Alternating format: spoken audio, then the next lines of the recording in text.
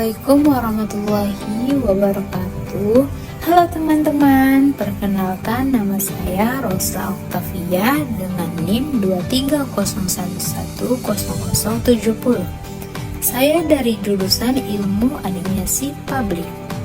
Baiklah, di video kali ini saya akan meresensi artikel dengan judul Government Environment Value Paradigma Berseri Neo-Public Management and E-Government. Penulisnya yaitu Anders Persson and Goran Golko. Tahun terbitnya pada tahun 2010. Baiklah, dari meresensi artikel ini terdapat beberapa bagian yang akan saya jelaskan, yaitu yang pertama ada sinopsis, kekurangan, kelebihan, dan saran. Baiklah, kita masuk dengan pokok pembahasan yang pertama, yaitu sinopsis artikel. Paradigma nilai pemerintah, birokrasi, manajemen publik baru, dan e-government membahas pentingnya e-government dalam mengubah institusi publik dan hubungannya dengan nilai-nilai inti dalam administrasi publik. Penelitian ini mengidentifikasi peran e-government sebagai prasyarat penting bagi evolusi administrasi publik menjadi strategi manajemen inti. Bukan hanya sebagai alat teknologi tambahan, diskusi dalam jurnal ini menyoroti bagaimana e-government dapat menggabungkan nilai-nilai tradisional dari birokrasi dengan konsep manajemen publik baru, seperti New Public Management, untuk menciptakan sebuah sintesis yang lebih efektif. Penelitian ini menekankan pentingnya memahami kontradiksi antara birokrasi dan MPM, serta bagaimana e-government dapat menghindari disfungsi yang mungkin timbul dari kedua pendekatan tersebut.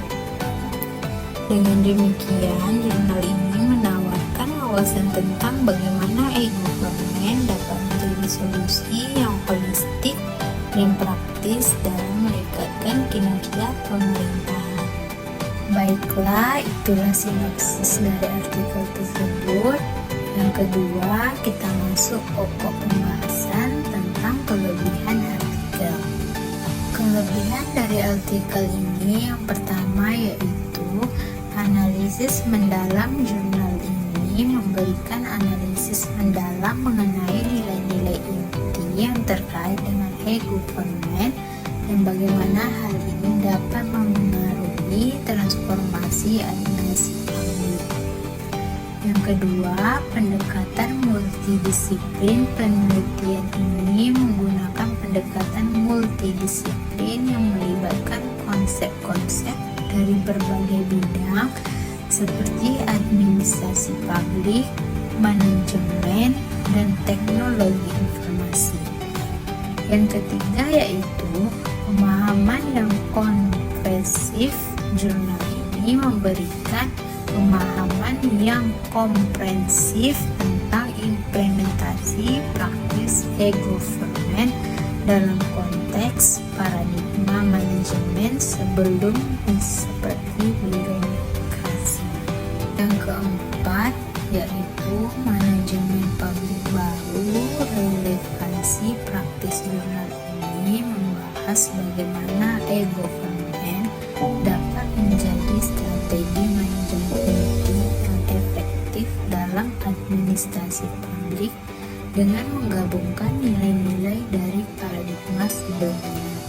Dan yang terakhir yaitu kontribusi pada pengetahuan. Penelitian ini memberikan kontribusi pada pengetahuan tentang e-government dan paradigma manajemen publik, serta menyoroti pentingnya nilai-nilai inti dalam konteks pemerintahan. Baiklah, kita masuk ke pokok pembahasan yang ketiga, yaitu kekurangan artikel. Kekurangan artikel yang pertama yaitu keterbatasan umum penelitian semua aspek yang relevan dalam diskusi tentang e-government dan paradigma manajemen publik. Beberapa sudut pandang atau nilai-nilai inti mungkin tidak tercakup secara menyeluruh. Dan kekurangan yang kedua, keterbatasan metodologi. Metodologi yang digunakan dalam jurnal ini mungkin memiliki kelemahan tertentu, seperti kekurangan dalam pendekatan analisis atau kurangnya validitas dan reliabilitas data yang digunakan. Yang ketiga, keterbatasan kesimpulan-kesimpulan yang diambil dari penelitian ini mungkin tidak dapat sepenuhnya mewakili kerumitan dan dinamika yang ada dalam implementasi e-government di berbagai konteks administrasi publik.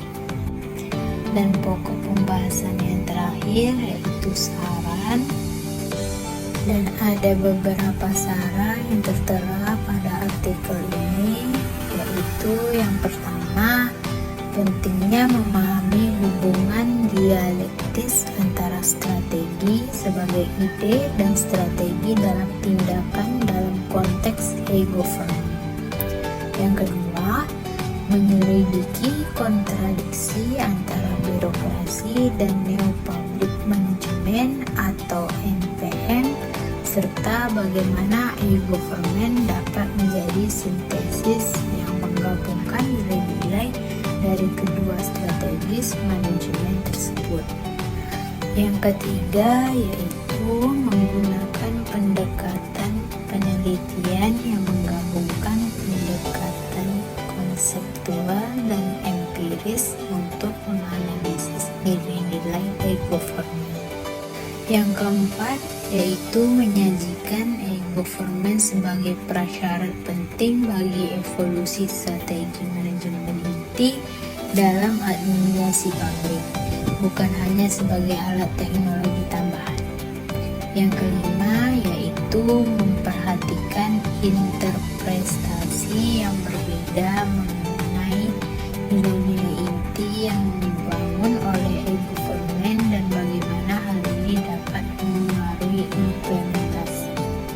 Dan yang terakhir ada kesimpulan yang kita dapat adalah kesimpulan dari jurnal paradigma nilai pemerintah, birokrasi, manajemen publik baru, dan e-government menyoroti bahwa e-government dapat menjadi sintesis yang ideal, tipikal, dan praktis dari birokrasi tradisional dan manajemen publik baru. Dalam praktiknya, e-government dapat menggabungkan nilai-nilai dari birokrasi dan NPM sambil menghindari beberapa disfungsi yang terkait dengan kedua paradigma tersebut. E-government dianggap sebagai implementasi praktis yang mencoba mengambil nilai-nilai penting dari kedua strategi manajemen lainnya dan menghindari aspek negatifnya. Hal ini menunjukkan bahwa e-government sebagai sebuah sintesis menambahkan lebih banyak nilai daripada yang dapat ditemukan dalam tesis dan antitesisnya. Baiklah, itulah hasil resensi saya dari artikel ini. Saya Rosa Octavia dengan NIM 230110070, jurusan Ilmu Administrasi Publik kelas B. Terima kasih semuanya. Maaf atas kesalahan yang saya ucapkan dan saya bacakan. Terima kasih.